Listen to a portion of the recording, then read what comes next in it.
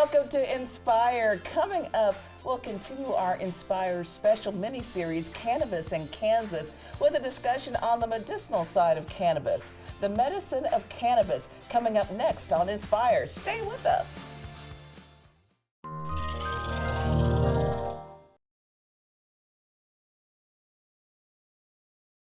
Inspire is sponsored by Kansas Furniture Mart, using furniture to inspire conversation. And by the Blanche Bryden Foundation.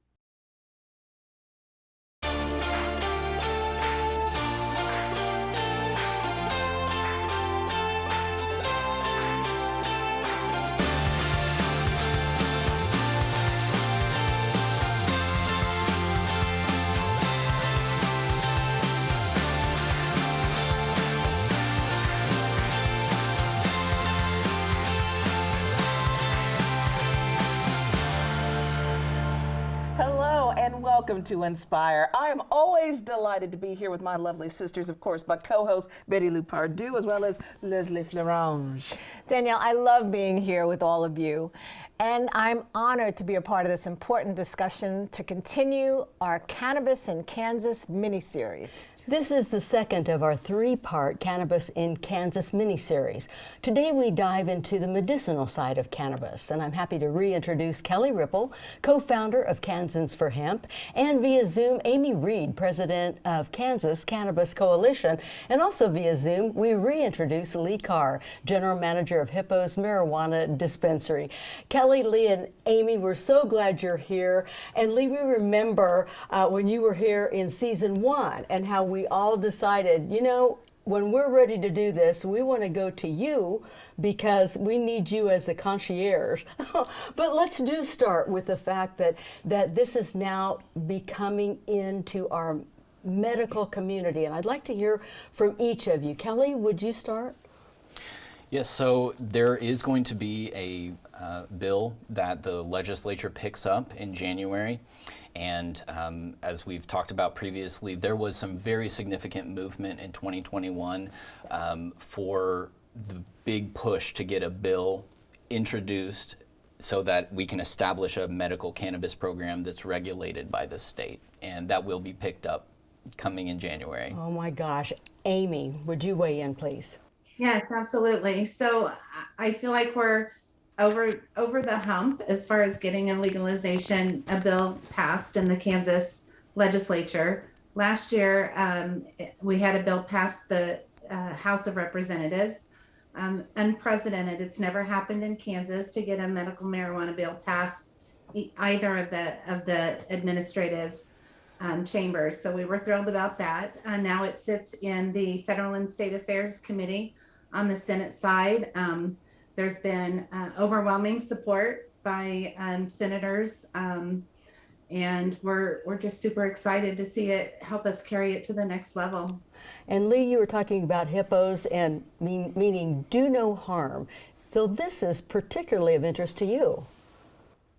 It is. So I'm over on the Missouri side now. Since we last talked, I have stepped over to the medical industry over here in Missouri as we still wait for Kansas to pass legislation. So I am now the general manager of a medical marijuana dispensary in Chesterfield, Missouri, right outside of St. Louis. And Hippos, as you can see behind me, stands for the Hippocratic Oath and to do no harm. So we as nurses and doctors take an oath to do no harm to patients. And here at Hippos, we want to help patients by doing no harm to them and helping them with medical cannabis. So how receptive have doctors and nurses been on the Missouri side? Since Kansas is still kind of holding out a little bit, can you give us the reaction that you've gotten from the medical community? So we are about 3 years into the inception of the program. So it was passed in November 3 years ago. The program is 1 year, just passed its 1 year anniversary of the first sale back in October. So from where we were 3 years ago to where we are today is, I wouldn't say we've grown by leaps and bounds, but I would definitely say that there are far more doctors and nurses who are educated in cannabis as medicine now, as well as more and more are wanting to learn because they're having more and more patients come to them being provided with relief from cannabis and getting off some of their pharmaceuticals and not having to be so reliant on every prescription that they were on with their doctors.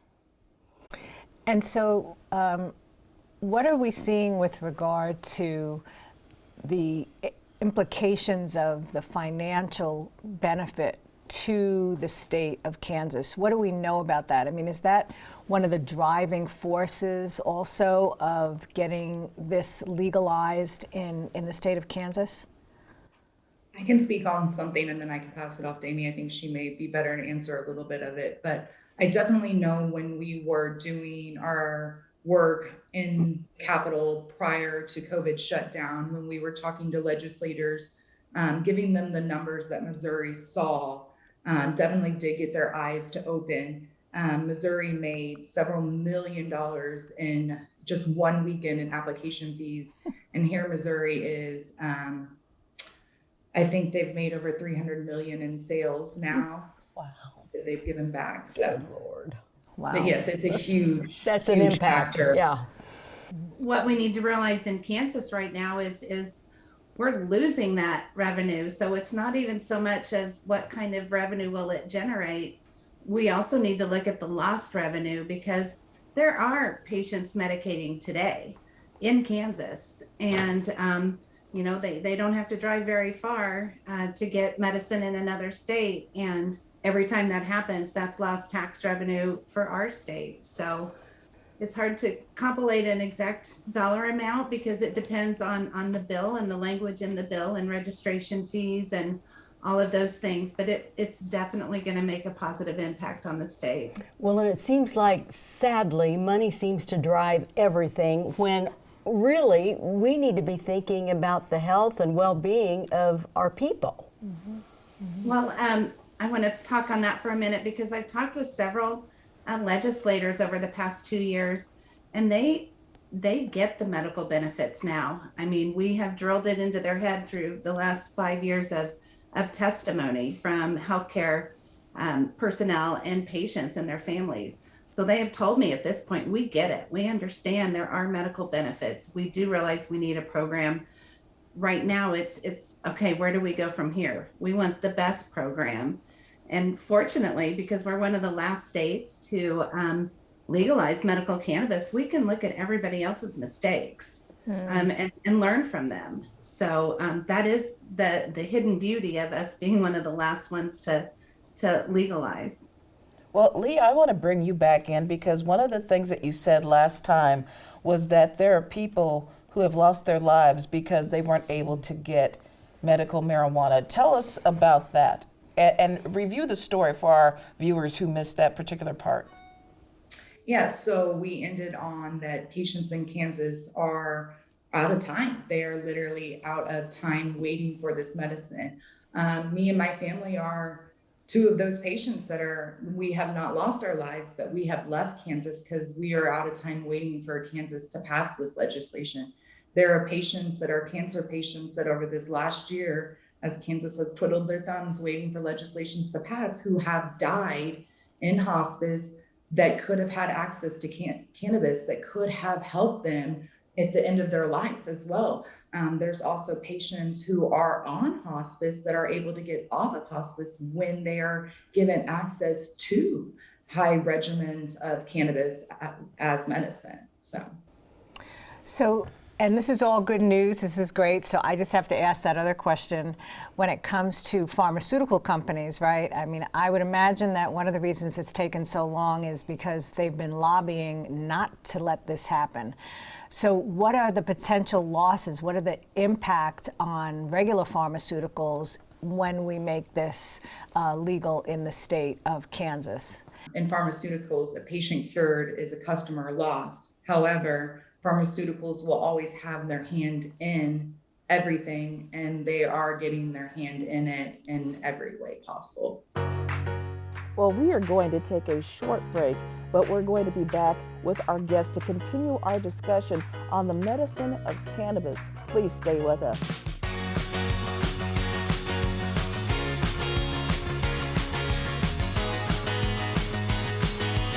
Hi, I'm Janet Thompson-Jackson, and I'm so excited to be a part of Inspire today. Are you one of those people who feels like, I just don't have time to work out? I want to, I would if I could, but I just don't have the time. Well, today I am going to show you some yoga moves and just some general movement that you can do while you're sitting in your chair. You can do this in a small space if you don't have access to a yoga studio, or if you just don't feel comfortable going to a studio. Let's sit down and get started. All right, so imagine that you are at your computer, you've been on yet another Zoom call or just working on some document. We often don't think about what that does to our hands. So I want to start there. Let's give our fingers and our wrists some exercise. So I'm going to start by taking my index finger on either hand and just gently pulling my wrist, and the action is in my wrist. So I'm going to turn to the side here so you can see that I'm being very gentle with my finger.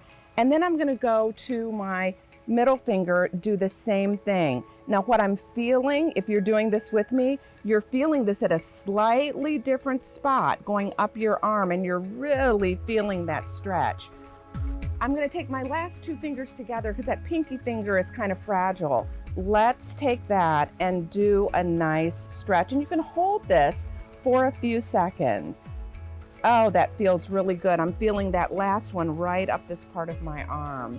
And I'm just going to move my thumb a little bit. Your thumb doesn't really bend quite as much.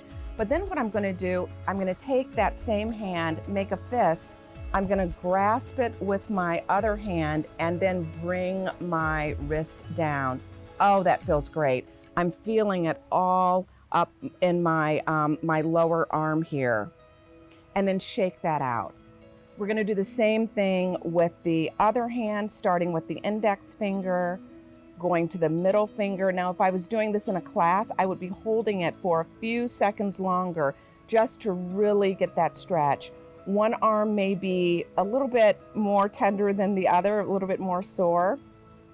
Give the thumb a little bit of love. And that's very natural. Usually your dominant hand is, you feel it a little bit more. And then just really shake out. Oh, you can do this. You can do this as you're reading something on the computer, or if you're watching a video. Just take the time to move your hands. It will really save this area, the carpal tunnel problems that we have, it'll save that. I'm Janet Thompson-Jackson, and I hope I've inspired you to replenish and restore.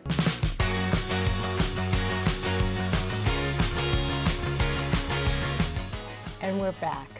We're here with Kelly, Leigh, and Amy, and in our previous discussion we were just talking about what the implications were for the pharmaceutical companies. So I'd love to know more about that, Amy, and also when this gets legalized, what illnesses specifically should consumers really be excited about being able to go and get this fabulous new medication for?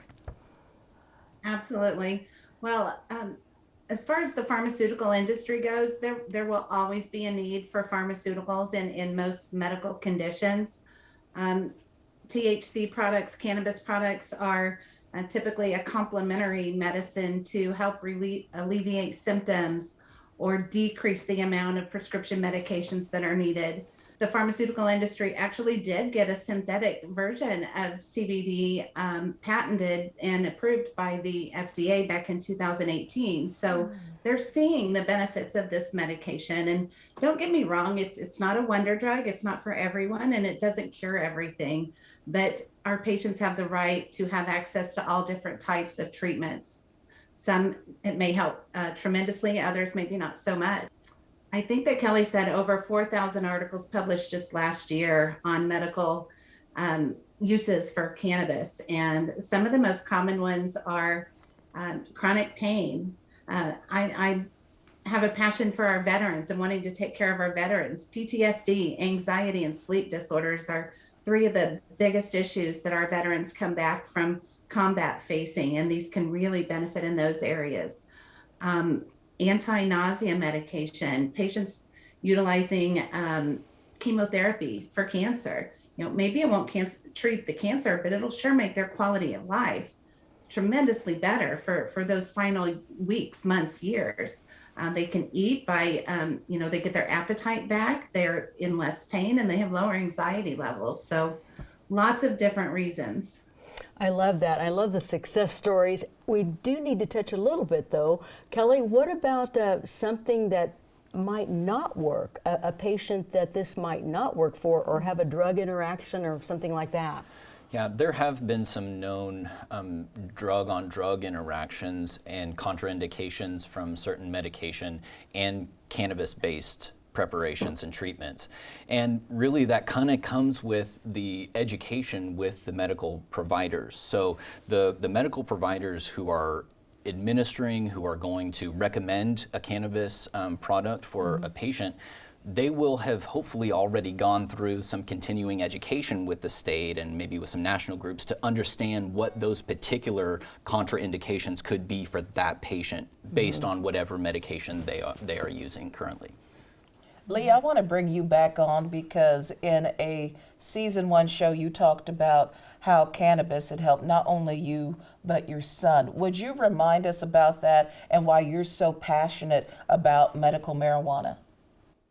Yeah, so myself, I was able to taper off 5 different daily pharmaceuticals that I was relying upon for my spinal injuries from car accidents. But we use CBD for our son who has autism and ADHD and sensory processing disorder. So we have not been able to get his medical card yet because my husband and son and daughter are still in Kansas. They have not relocated over to Missouri with me yet. So I am currently a Missouri resident and able to have my medical card. But since my son has not moved across state lines yet, I do not feel comfortable getting him a medical card because that means he is a legal patient on one side of the state line and not the other state line, and he is crossing back and forth weekly. And so until I move him over to Missouri, I will not be getting his card. I am hoping that over this Christmas break, the Lord brings us a house that we find to rent and I can bring him up here with me, and so that we can start medicating him with THC for his autism. So tell me a little bit about this card. I haven't heard about that before, and I'm assuming that will also need to happen when we get it legalized in Kansas. What is that about? Yeah, so in the medical cannabis world, when we are not recreational, you have to go through a certification process to become a medical card holder. And each state has different qualifying conditions. In Missouri, we have 13 different qualifying conditions that you can qualify for a medical cannabis card.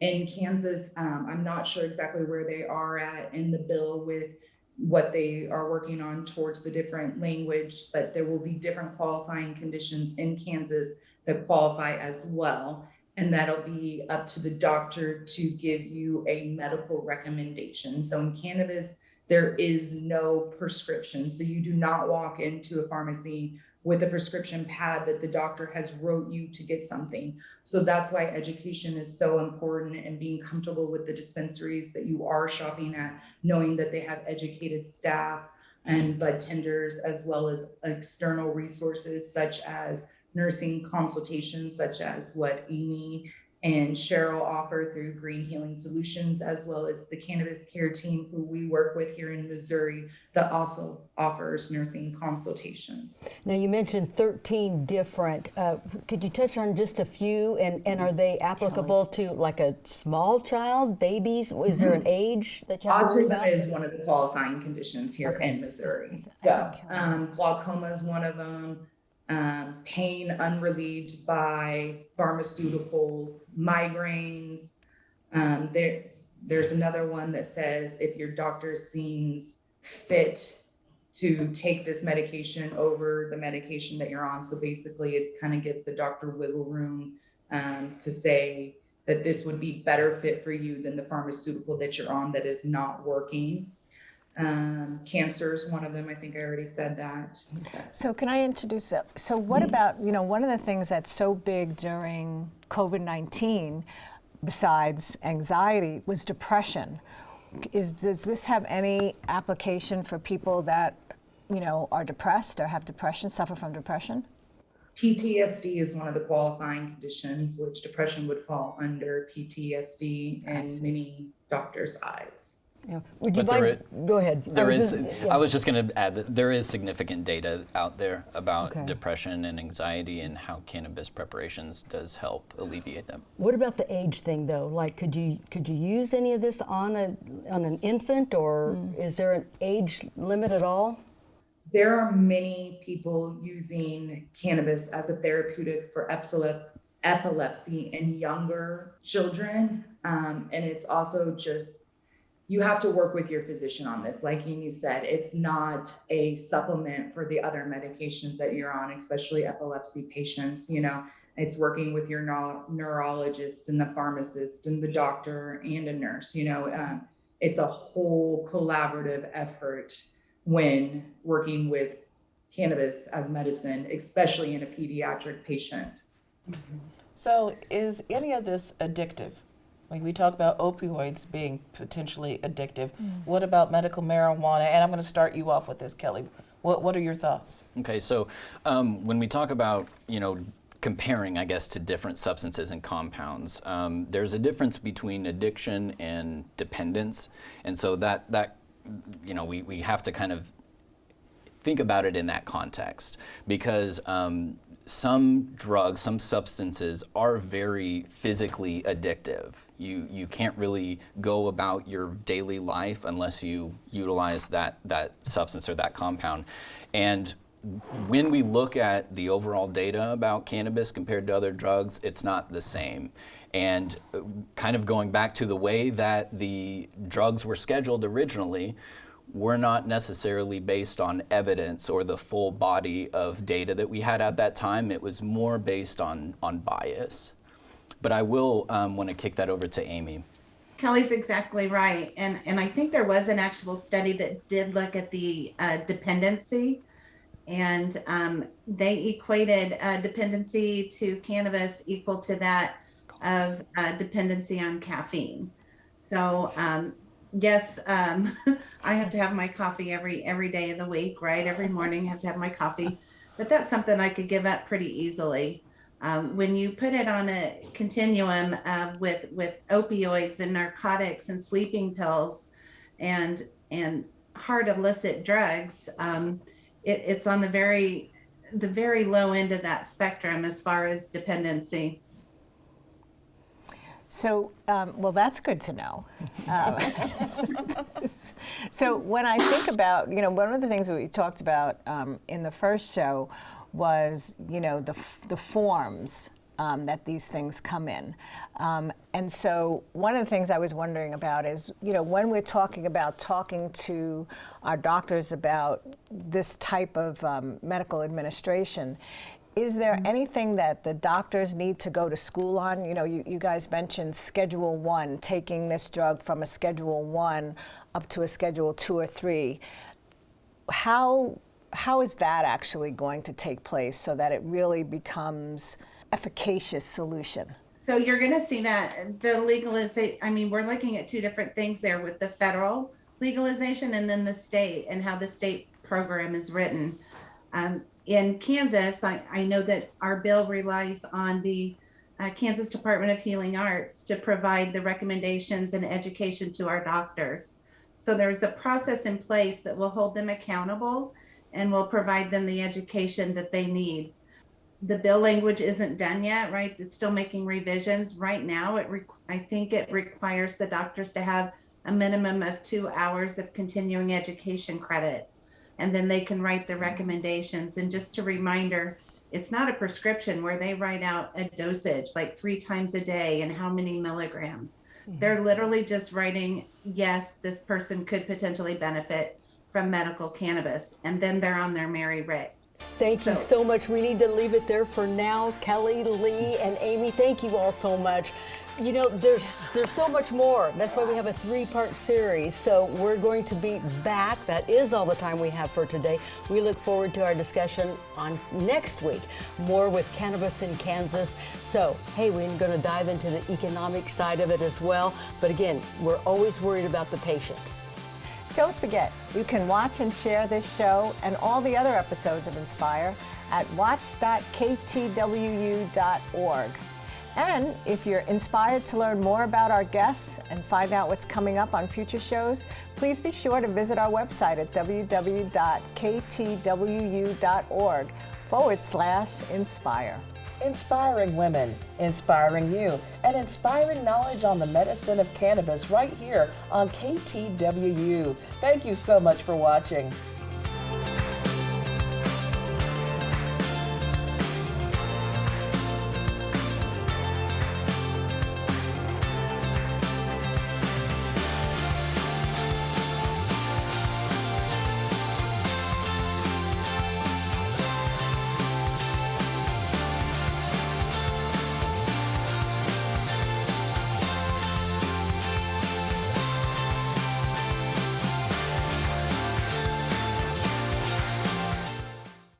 Inspire is sponsored by Kansas Furniture Mart, using furniture to inspire conversation. And by the Blanche Bryden Foundation.